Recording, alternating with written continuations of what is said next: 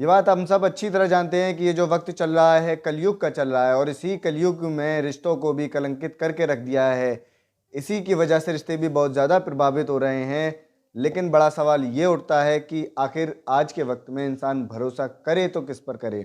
कहीं रिश्तों का गला घोंट दिया जाता है तो कहीं रिश्तों की सीमाएं पार करके उनको कलंकित किया जाता है और अपनी हवस का शिकार बना लिया जाता है। काफ़ी घटनाएं आज के वक्त में निकल कर सामने आ रही हैं जो आपसी रिश्तेदारों में और पवित्र रिश्तों पर उंगली उठाने पर मजबूर कर देती हैं। ऐसा ही एक मामला सामने आया है कि जब बोरबिल में एक युवक की कथित तरीके से हत्या करके उसके 32 टुकड़े कर फेंक दिया जाता है। जब मामले का खुलासा किया गया कि हत्या किसने की और युवक था कौन और इसकी वजह क्या थी, इन सारे सवालों का जब जवाब ढूंढा गया, पुलिस ने इसके जवाबों का पता लगाया, तो सभी के होश उड़ गए और हर इंसान रिश्तों पर भरोसा करना बंद करने लगा है। क्या है इन सारे सवालों के जवाब, हम आपको वीडियो में बताएंगे, तो वीडियो पर बने रहिए।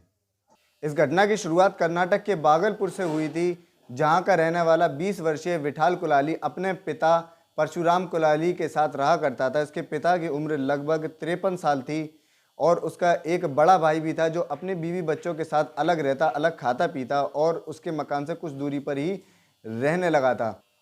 परशुराम शराब का बहुत ही आदी था। वह शराब पीकर सभी के साथ गाली गलौज किया करता था, किसी सम्मानित व्यक्ति के साथ और रिश्तेदारों के साथ, यहाँ तक कि वह अपने बहू और बेटे को भी नहीं बख्शता था, जिसकी वजह से विठाल का भाई अलग रहने लगा और विठाल अपने पिता के साथ अलग रहने लगा था। उसकी अभी विवाह नहीं हुआ था, लेकिन अपने पिता की इन हरकतों से वह भी बहुत ज़्यादा तंग आ चुका था। कभी वह मोहल्ले में लड़ता था, कहीं अपने ही बेटे को गालियां देना शुरू कर देता। कुछ दिन बीत जाते हैं, उसकी जब गाली गलौज और ये हरकतें बढ़ने लगती हैं, शराब की आदि वह कुछ ज़्यादा ही हो जाता है, तब जाकर इस घटना को अंजाम दिया गया।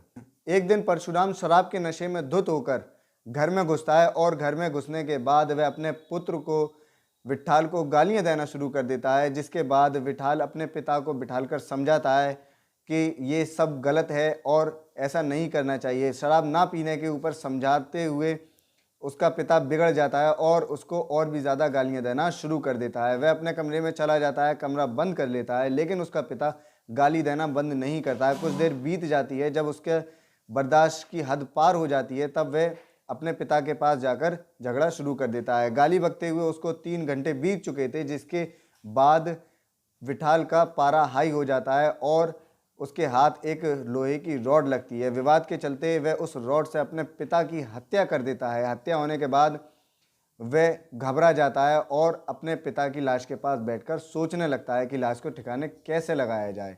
ये बड़ा सवाल था कि उसकी लाश उसके सामने डली हुई थी और उसको ठिकाने लगाने के लिए उसके पास कोई और रास्ता नहीं बचा था। तभी उसकी नज़र पास रखी एक कुल्हाड़ी पर जाती है। वह कुल्हाड़ी उठाता है और अपने पिता के 32 टुकड़े कर देता है।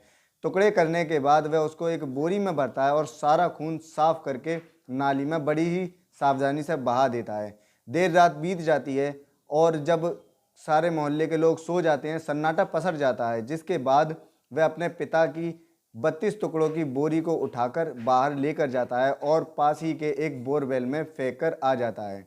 सुबह जब मानव अंगों को देखा गया तो पूरे मोहल्ले में सनसनी मच गई। कोई भी उसको पहचानने के लिए तैयार ही नहीं हुआ था, क्योंकि पिता के चेहरे के भी 5 टुकड़े कर दिए गए थे, जिसके बाद उसको पहचानना बहुत ही मुश्किल हो गया था। जिसके बाद पुलिस को बुलाया जाता है, पुलिस को सूचना दी जाती है, पुलिस आकर शव को अपने कब्जे में लेती है, पोस्टमार्टम किया जाता है और तहकीकात शुरू की जाती है।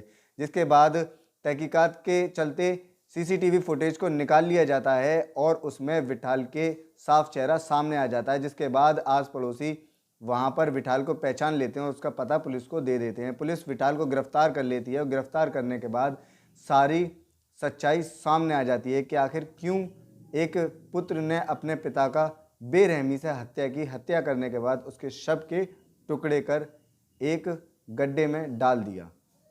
पुलिस की गिरफ्तारी के बाद विठाल को बहुत ही ज़्यादा पछतावा होता है। वह अपने पिता की मृत्यु पर बहुत ज़्यादा अफसोस जताता है, लेकिन अब क्या फ़ायदा। उसके पिता की हत्या हो चुकी थी, उसके टुकड़े बरामद हो गए थे और उसको जेल भी हो जाती है। इसीलिए गुस्से में लिया गया फैसला कभी भी सही नहीं होता है, इसलिए और गुस्सा आने पर कभी भी कोई फैसला ना लिया जाए जिसके बाद हमें पछताना पड़े और उस फैसले को भी हम ना बदल पाएँ।